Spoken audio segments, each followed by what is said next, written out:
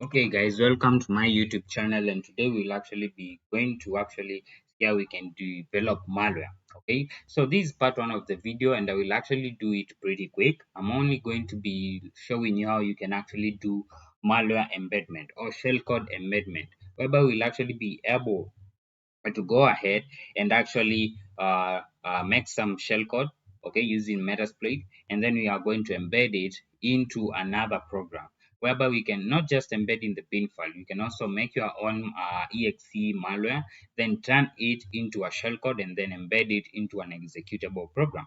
So let me just show you how you can do it. You don't need much. You only need the following tools. I have Visual Studio 2022 installed. Also have an hex editor. I do also have the Time 64 debugger, and basically those are the tools that we actually need mostly, and also GCC compiler.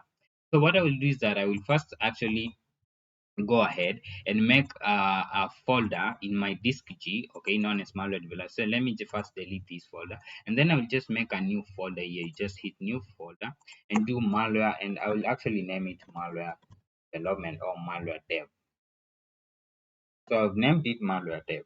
And what I need to do is that I need to go over to Windows Security. So I can just press on Windows Security, open, and move over to where you do have virus and threat protection. Move down to manage settings and move down to exclusions. And you can click on add or remove exclusions. You'll need to give it administrator access. And you'll actually have to add either the folder that folder that you made the malware dev, or you can add the whole of the disk from which you're actually doing the malware development in. The next thing that we have to do is that we now have to script a very simple C++ program, which will actually use will actually embed a shellcode, which actually will be acting as the bad mal or the bad script, okay, inside it. So let me just create a new project, and it will just be a simple C++ console project. So console app, it will just be a C++, and I can name it my application. After naming it my application, it will actually bring you the default start page with actually a simple C++ code, which will actually just print hello world in your console. So I'll just delete the document, kind of the should I call it documentation and all of that. So I will actually just include the Windows API over here. So I can do windows.h, or as you might want to call it, the library. Then I'll delete this line, and what I want to do is just create a simple message box. So I'll do message box. I know most of you maybe don't have the skills in programming C++ and C part for malware development. Mostly when it comes to Windows malware development, you might want to start to have a simple basic knowledge on C and C++. By the way, I also don't have that much knowledge. I'm a Python guy actually more so, but with some basic C++ and C knowledge, then we'll be able. But as we continue on, we'll be seeing that we'll be using some more advanced C++ when it comes to process injection and all of that. But this is just shellcode amendment, so this should not be much of a thing. So this is the message box A, and we have to give null as the first parameter, and the second is actually the text that should actually appear, and this should be please. You can choose your own text, so I can just do please subscribe to my channel. After that, we need to give the title. The title could be my application. Feel free to write anything that you like. So my application. The next thing we have to actually is tell the program or C++ what kind of buttons do we want. I want the OK and cancel button in there and in my message box, and I also want to add an icon. So I'll just do MB. I can say icon info. So I want an information icon. And after that, I can actually just do a return 0. But if you like, you can do return exit success. It's just the same as saying return 0, just like that. So if I run this, just watch what happens. The project will actually build, and I will get my exe file. They can see that I'm getting my application as the title, and please subscribe to my channel. So this is just a simple program that does not have a malware, and it's not actually does not have any malware intentions. So what I'll do is that I actually go ahead and take actually copy the script file, the CPP file. I will actually copy this, and what I will do is that I will actually close the whatever, and actually go ahead and paste it in the folder that we just made, the malware development folder. So malware dev, why is it? We'll paste this script over here. Now, depending on your GCC version, I will actually put a link for you to download the correct GCC. You should be able actually to compile this differently. I don't want to actually use the exe produced by the Visual Studio called Microsoft Visual Studio, because it is in the times 64-bit architecture. For you to work with malware better, you need your program to be in the 32-bit. Now, my machine, like your machine, might be running a 64-bit architecture operating system. As you can see, mine is 64-bit right in here, system type. But that doesn't mean that if I actually compiled it in the times 32-bit architecture that it will run. Depending on the GCC compiler that you have, it should run.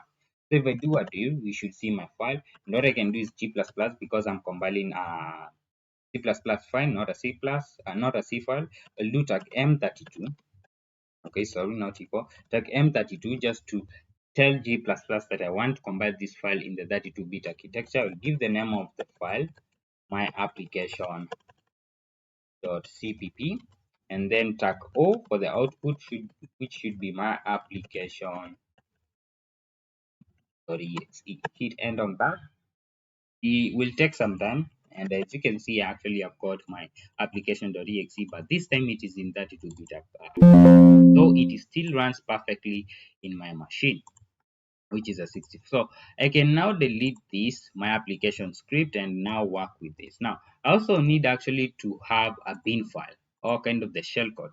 So for me, I do have Metasploit installed in my Windows machine, so I just have to run MSF console.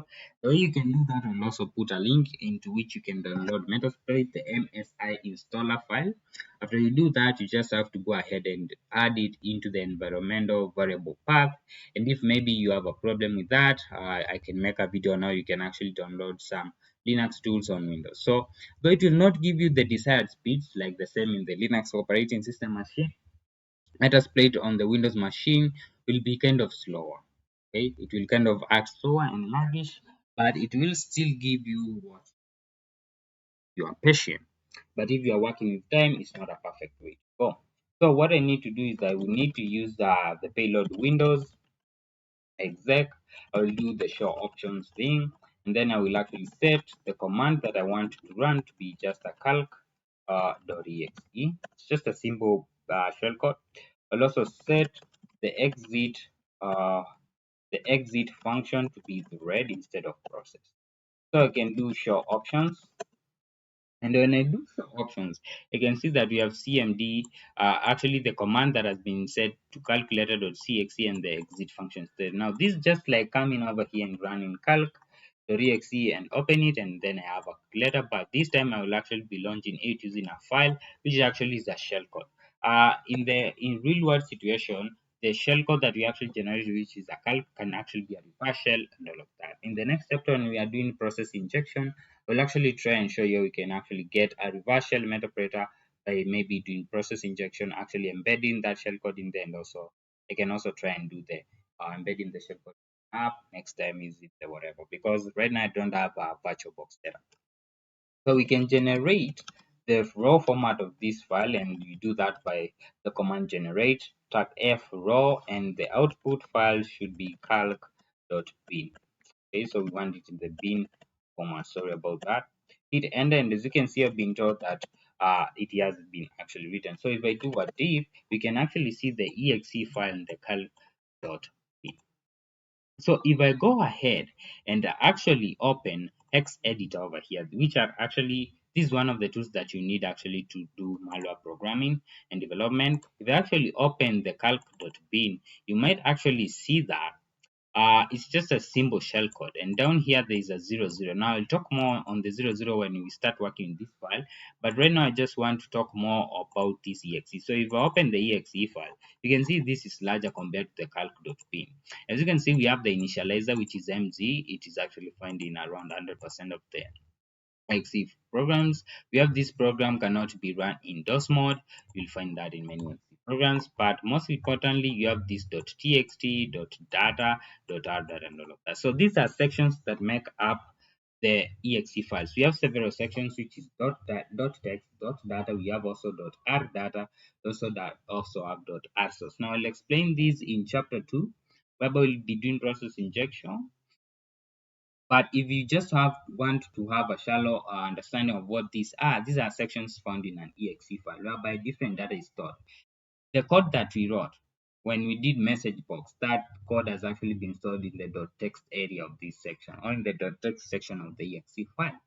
When you actually have an icon for your app, it will be stored in the .r source section of the exe file. So an exe file has several sections, and those are just some of them.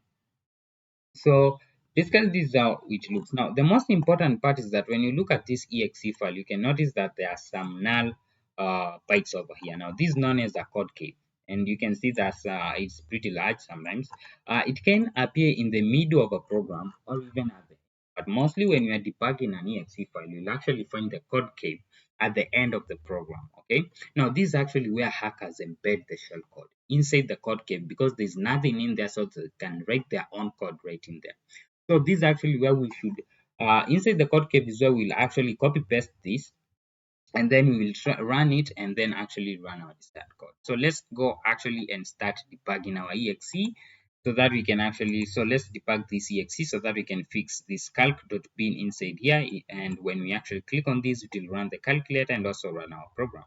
So what I need to do is open the time64 debugger. You can just download it from online, and I need to open this file. So let me just first explain how an exe file kind of works. So when you are running an exe file, what happens is that it will first run the code. So an exe file has two sections. Here's the code and it has the code key. When you run it normally, it will first run the code, and then it will move over to the code key. But in a Trojan case, what will happen is that it will actually skip the code. It will then go to the code cave, whereby it will actually meet the shellcode that has actually been injected into it. It will run the shellcode, then it will go back to the code. It will now run the desired code, and it will actually exit. So that's why it's actually a Trojan, right? So it first runs some other code before it can actually run the desired code. So what we can go ahead and do is that we can click this forward button. So we can go ahead and click it each and every time, and you'll actually get to this area whereby we have the highlighting of optional header, and we can see that this is the address of entry point. Now, all the exe files have an entry point, whereby this is the area where actually the program starts to run from. So if I actually click on next, you'll see that the program runs, right? And it actually quits. Now, if I repeat the process again and move forward, this is the address point. I actually hit on the address point and the program runs, it exits. So we now know it has an address point and an entry point, and we also know it has a code key. So what we want to do is that when it actually reaches to this entry point, you can see address of entry point. Time64 debugger will show you that. What we want to do is that we don't want to run the desired. We actually want to go over and jump to the shellcode, to the code cave. Okay, so what we want to do is that we just have to move down like this, and by that we can actually see that the code cave starts here. You can see this is actually where the desired program ends, and the code cave starts here. Now code cave is just null bytes, nothing is in here. You can see that there is nothing going downward. So this is the address of the code cave. So what we now need to do is that I will just take copy this. So copy this selection, and I will open my notepad. Don't worry about this. So I will open my notepad. So let me just go over and open my notepad. So this is my notepad, and I will actually go ahead and actually start taking notes. So code cave. So I will actually just paste that line, the address of the code cave. Now this is the address of the code cave. Okay. We then need to move upwards. So we know there. Let me just repeat it again. So sorry. So I go over to the entry point. I also have to copy the first few lines from the entry point. So copy the first few lines from the entry point. Oh, sorry. So before we go to the code cave, copy the first few lines from the entry point. So this is the entry point, right? And what we'll do is that I'll just name this entry point. So we have the entry point. This is the first line of the entry point. We have the code cave. So what we need to do, I will just copy this code cave address right here, the 00 whatever, not the whole of this, just this number from that. And I will go over to the where I can see that it's selected optional header address of entry point. And when I click on that line, I will actually do not double click on it, but just click on it, and I will actually press space on my machine. Not only this, I will do a jump and actually paste the address or the code cave address. Make sure to fill with knobs is clicked and XED pass is clicked. Click OK, and there you go. You can see that it has actually changed. So that's it. Now, sorry, it jumped. Now, if I actually go ahead and actually click on this line, now double click on that line that you just changed, the address of endpoint, and watch what happens. It will actually take us to the code cave. Now, we have changed what it was actually doing because we have just told it to jump to the code cave area.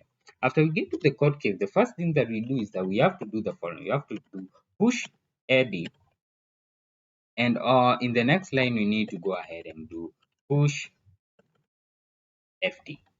Hit OK on that. And there you go. Now, what did I just do there? Now, push AD and push FD, what they do actually is that with push AD, it actually kind of pushes all 8 general purpose registers onto the stack. A single push AD instruction is equivalent to writing push EX. Now, these are actually the registers, and the register. Okay, the best way to understand is that the registers kind of hold the code that we were actually to run, or the message box code. The message box code. And when we did push AD, we actually kind of first pushed them onto the stack. Okay, we kind of put these registers containing the message box to the stack, so that after we actually run our shell code, we'll then pop them back. Okay, and then we can run the desired code. That is how you can understand that. Same to push AD, the push FD kind of pushes the E flag register. So kind of that is the difference between them. But if you want to check more on that, the push AD and push FD, then you can go ahead and learn assembly language, whereby you'll actually be using them pretty much. So after we have done that, now we can go ahead and copy paste, okay, our shell code. Now, many people will actually see this 00 and they will not copy it, but you should copy it. The 00 actually signifies the end of the program or a new line. So what we'll do is that we'll select several lines, okay, just after actually writing push FD. I'll select a bunch of lines, and after selecting them, I will hit Control E, and I will just paste, hit Control V, and hit OK. So if I now move upwards, we can actually see that from here, moving upwards, this is actually the shell code. I know it does not look like the same way it looks in the whatever now, but this is how it will actually look in the time system. So after that point, this is the shell code. So remember, we lastly did a push of this. So from here, moving downwards is the shell code. Now, what many people mistake is that they will just come over to the next line. No, you have to jump one line. So after you'll actually to leave one blank, you'll have to leave one blank line before you can do anything, because now that one blank line is this 0. Okay, if you don't, this won't work.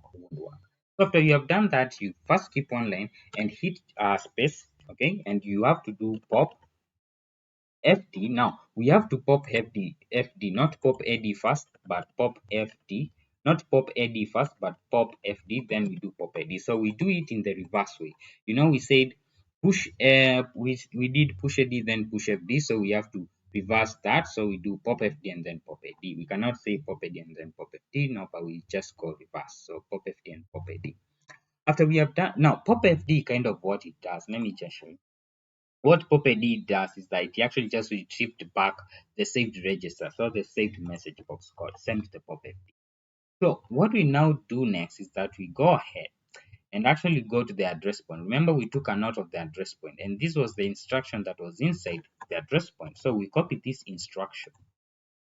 We hit space after writing popfd, and we just copy paste it the way it does. It is. We don't need to jump or do it. Just copy paste the instruction, and that instruction is this. This is the instruction there. Actually, the code that is just written over here, whereby you can see the jump, this is the instruction, the move, whatever. So that is the instruction that was written actually in the entry point. Okay. So now what we want to do is that after we have actually run our shell code, we now want actually to continue with the desired code.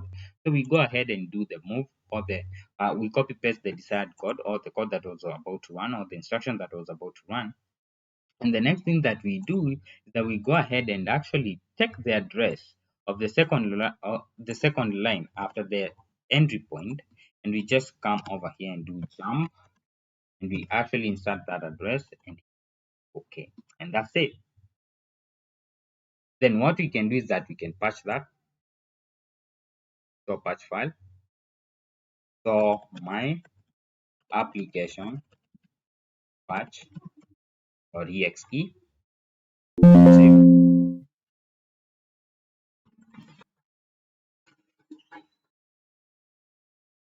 Okay, so as I was saying now, after we have done that, we actually need to patch the file. So we have already patched the file. So if I actually go, let me just close this. If I go ahead and actually run this patched file, if I actually run this, everything runs perfect. Watch the calculator through opens. But the problem is that we also get this error. Program compatibility assistant. Now, what we'll do is just press on this program to install correctly and close it. Now, what happened here is that there is something that actually is preventing kind of our main program to run. So if we actually debug the file that just ran, so let me just come over and open this file. So right now I'm just debugging the patched file, not the original file. I'm actually debugging the patched file. So what I can do is that I can actually go over here and actually try and get into the entry point and then click this drop down arrow. When I click on it, it will actually take me to the push AD and push FD, kind of where the malware starts. And what I need to do is that I need to go ahead and install breakpoints in all of these calls, right? So you can just go ahead and install a breakpoint in this call, breakpoint in this call, a breakpoint in this call. Is that no? A breakpoint in this call, and that is the last call. So now we can actually kind of now run the program and see where the problem is. So if I run the program, you can see that I actually get into the first call right in there. The program is running okay. I go to the second call. I go now to the third call. And if I actually do that, for some reason, the program is still running perfectly. I do that, the program actually exists for some reason. Okay, so I will try that again. So as you can see, I'm still running. So it comes over there, it goes over there. I don't think this should be there. It also goes over there. So as you can see, the calculator is actually run. Okay, and that means that the calculator actually ran perfectly. Okay, the shellcode is working perfectly. But the problem is, okay, what I just mean to say is that from the second last call, everything works perfectly until we go to this last call. So we already now know that the problem is this last call over here. So what happens is that this call is actually executing our calculator, and this call will be next. What this call is doing, this call is actually exiting the program. Why? Remember when I told you there was this 0 bytes, kind of 00, which means a new line. Now we also skip that one line, and this is the line, and this line is actually inside this call. So whenever this call runs, it actually finds this line, and it actually exits out of the call. And the problem is that it will not have actually run the pop fd. So what we want to do is that we don't want this call to actually run. So what we can do is, because there is a push zero here, which is actually kind of pushing nothing, what we can do is that we can change this and actually take it to this pop fd address. So what I will do is that I'll just come over here, copy the pop fd address, and I will actually come down here and paste it. So I'll just copy this address of pop fd, so control C, and what I will do is that I will go ahead to the push zero, and I will actually do jump to the pop fd. So what I've just done is that I will actually go, when I actually reach here, when this call that actually runs the calculator runs, instead of it calling the next call, it will actually run the calculator, and then it will actually call the pop fd. It will then do pop id, and then it will not actually call this call which is actually exiting. Now I can patch my file. So I do patch file, and I can actually call this my application trojan.exe. Save that. So there we go. We can close everything up. Let's also close these. Let's also close the editor. So let's now see if actually everything works perfectly. Click on that, and there you go. You can see that actually our program ran, right? The message box has actually run. Not just that, our calculator has also run, which is actually what we wanted. So that is basically a Trojan, a simple Trojan. That's how you can. So yeah. So thanks for watching. The part 2 will actually be coming out soon, and that is where we'll do process injection. But if there's something that you might want to ask, feel free to ask in the comment section, and I will answer you that pretty quick. So thank you for that, and thank you for watching.